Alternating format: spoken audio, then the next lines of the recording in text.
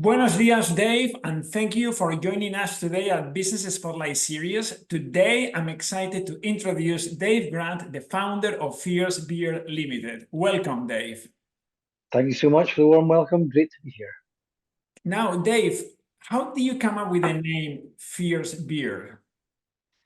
Always very interested in beer from an early age. We found we were often disappointed by beers who wanted to have a very high flavor profile and didn't deliver.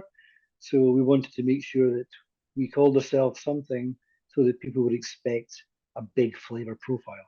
So that was really it. Fierce began from that. So fierce is attached to the flavor, having a bit of a character or. Well, yeah, absolutely, yes. I mean, we wanted to put out there things that were really eye-catching and really had a great profile to go and make people want to drink more of it. So by packing flavor into it, I think that caught people's attention. And you couldn't be called fierce and just have something a bit bland. So that was the whole sort of reason it all caught up that way. Brilliant. I mean, I think myself, am I a beer drinker? Yes, not a heavy one by Scottish standards, okay? In Spain, we are a bit more easygoing on the drink, and it's maybe red wine drinker. But I've noticed, obviously, over the decades that people are walking away from the big brands or the Heineken, the Foster's, like very bland, and there is nothing in it. And they are looking for local, with character and a bit of flavor. So you found that the demand is growing for this kind of beer? I still believe everything has its place. There's still a place for Heineken and Peroni and Budweiser. They have built a business on something that the public are going to be able to drink because it's very accessible. I think that the maturity of the business is such that people would like to try alternatives as well. So you can get a massive range from things that don't taste of much, like some of the things we've mentioned, to some things that are, properly full on. If you think of the wine business, there's so many different styles, so many different ones from light and easygoing rosés to a full heavy duty Rioja. So, wherever your flavor profile fits, that's fine. So as long as there's everything, there's lots of choice, that's fantastic. Have you tried? I've seen more and more Spanish beer called Madrid. Have you tried it? Yeah, I'm not so sure it's Spanish, to be honest. I think it's probably brewed in Huddersfield. So, but it's got a great marketing campaign behind it. So fantastic. They've done very well. Yeah, no, I can see it in the bars here around and restaurants. It's good, very good. Now, tell us what in setting up a business, in growing a business, what are the pains or big challenges you had to overcome? I don't think the brewing industry is any different from anyone else, apart from the very cyclical nature of it. But the constant battles of wanting to grow and be profitable, compared to growing as fast as you can, looking after cash flow, and the risks therein. So we made the decision at the start not to get some big financial backers beside it. It was a small family business, so we grew organically for a long time. So with that came, constant risk. I met with James Water, Brewdog, at the start of our journey, and he said, your battle will always be cash flow. It will never end. It will always be there. So as soon as you get some cash in, you want to spend it on something new. So, and that remains there. So balancing cash flow versus appetite for growth has always been the tricky one. Yeah. A lot to be said for that, actually. I always say that growth sucks cash. Growth sucks cash twice as much as you think. And the other one is the thing of being patient with revenue, but impatient with profit. And companies do the exact opposite. Growth, revenue, top line, and then where is the money? Where is the profit, So, yeah. As always, cash remains king, but again, you can't have it all in your first startup years. You have to sometimes sacrifice one for the other. So and you have to make headway in the market. So sometimes I understand that revenue will take precedence, but yeah, you've got to make sure you've got a way to make profit in time for sure. Yes, it's a balancing act indeed. Now, you've been around for a few years running the business before COVID, during COVID, and post-COVID. What was your journey going through that hit so many industries? How did it hit you? What did you do to survive it?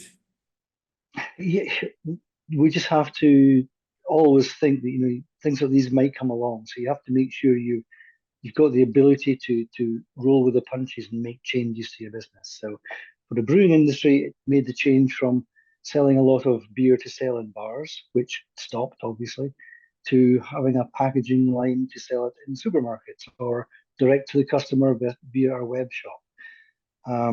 So we were able to do that quite easily. So the change towards that in COVID times was very obvious. But as clean and clear was the move out of COVID back into semi-normal times, it flipped back very quickly as well. So got to be able to keep agile. I think that's the right word for it, agile, and embrace change. Yeah, I love it. Agile, embrace change. Is not I heard this many times. Is those who survive are not the strongest, but those who adapt the best. Yeah, no, that's so true. And it's like building a 5-year plan. That 5-year plan is good for today, and by the time tomorrow comes, it might have changed again. So as long as you're not too rigid with it, you've got to keep an eye on the prize. But your journey towards it may always change. Yeah. How are you finding, Dave? How are you finding recruitment? Most industries are suffering from finding people, the right people, retaining talent, people showing up. How is that in your industry? It's really difficult. I'd like to say it was better than it is, but it's hard. And what that's really driven us to do is once we go and find people is to really work hard to keep hold of them and look after them. So the ability to get hold of people remains a challenge. I think we're not as bad as some. I think even though we do have bars as well as a brewery, some of the bars industries that relied more on the food side than the wet led side have struggled more. But we've never had it easy, so it's not much more different than it used to be. We're stuck in the north of Scotland, or sorry, we choose to be in the north of Scotland, where there's not an awful lot of brewing resource or technology up here. So it's always been quite difficult. And living in the same city as oil and gas, which has got the ability to pay people a lot more cash, we've always had difficulty in that way. So what was always key for us was, you better make sure you look after your staff because you want to keep hold of them. Definitely. How many to get to where you got? How many people do you have in helping you in the business? All in with the 3 bars also, which are very small bars, we've got just under 50 at the moment. And we tend to be bringing in anything between 4 and 10 people a year, just to keep the growth moving forward. In the brewery itself, it's about half that. It's about 25 people in the brewery. How many bars do you have to date? And there's only 3. We've got Aberdeen, Edinburgh, and Manchester. So we had grand plans to have a lot more by now, but again, the current climate's not really the best place for that. So we're keeping a close eye on that one. We're watching out to see what will happen in the coming months. If costs go down, we can relook. But just 3 right now. Okay. And 5 years from now, where we like to see the business? From my binoculars on the yacht, I would say, Um, no, seriously, I think the business is primed to do well. We've spent a lot of time getting the foundations in place ready for growth spurt again. And we think, again, when the cost of goods and the cost of everything comes down a little bit, that's really going to come in. When people have got a little bit more cash in their pocket to spend, we're going to be set to grow. So right now, our production from the brewery is around about 3 million litres a year. I think we would probably double or treble that within the next 2, 3, 4 years. So as a overall enterprise size, we should again be 3-4 times the size we are right now. Brilliant. What's your favorite book that you've read? Wow. Do you have one?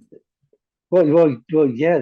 All I tend to read now is things all around brewing technology. So there's been some great books out there. There's one by a guy called Michael Jackson, not the same one, all about beer technology and beer recipes that was produced maybe 15 years ago. And it's a fantastic read to go back to and look at what's changed in that period of time. So I'm very much not a fiction reader. It's all very much factual, unfortunately. Yeah, yeah. Is there a book out there for people who want to learn about beer and you know the connoisseurs? Is there a book there that talks about beer and the There's many. There's writers out just now, people like Matthew Curtis who are putting out books to say what the industry's like at the moment and how it's moving forward for people. But there's a cracking book, designing or beer design, I think it's called. I'll double check on that, by a guy called Ray Daniels, Okay. and it is really the Bible of brewing. So if you want to understand different styles, how they're all put together, how they should taste, how they should look, that's a guy. Yeah, great. If you could spend a day with someone, a day in the life of, a day in the life of, who will you choose? Uh, Within the industry, um, I would say I'd like to spend a bit of time with a guy called Garrett Oliver. Garrett's one of the guys who is seen as one of the leading lights of the brewing industry, and he started off Brooklyn Brewery in New York area. It was acquired mostly by a larger company recently, so he's working for them now. But he has seen a lot. He's done a lot. He's bringing in ancient grains from Africa now to try and make different styles of beers with more sustainable grains. So I'd like to see just what he goes about on a day-to-day basis. He's a very knowledgeable and a very likable guy. So yeah, leading light in the industry. Brilliant. Okay. And if you, what advice would you give to your 18-year-old self then? Stay in the oil field. It's far more easy. No, I'd actually say go out and do things that are a risk. At 18, you've got your life ahead. If you make a few mistakes, that's okay. You don't have any ties possibly by then that you have to worry about. So go out and see the world, as much of it as you possibly can. Take some risks. If that means starting up a business, doing something crazy, absolutely try it, because that's the time to do it.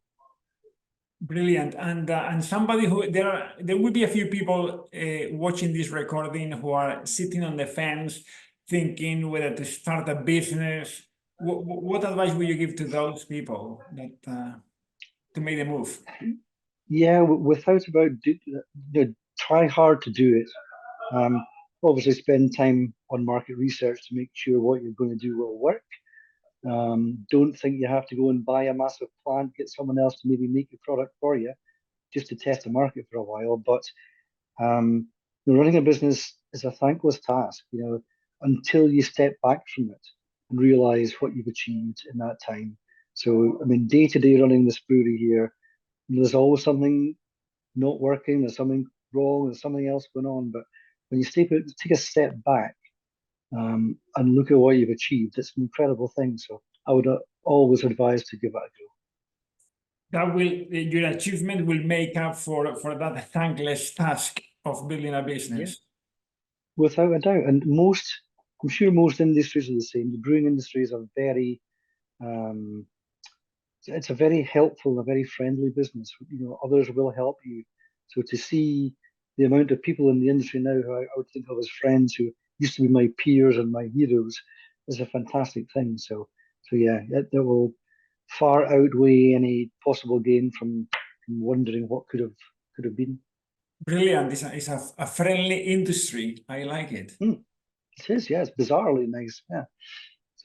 Yeah, brilliant, excellent. So, well, Dave, what can I say? Thank you very much for sharing your experience with us today. and being part of Business Spotlight. Thank you so much.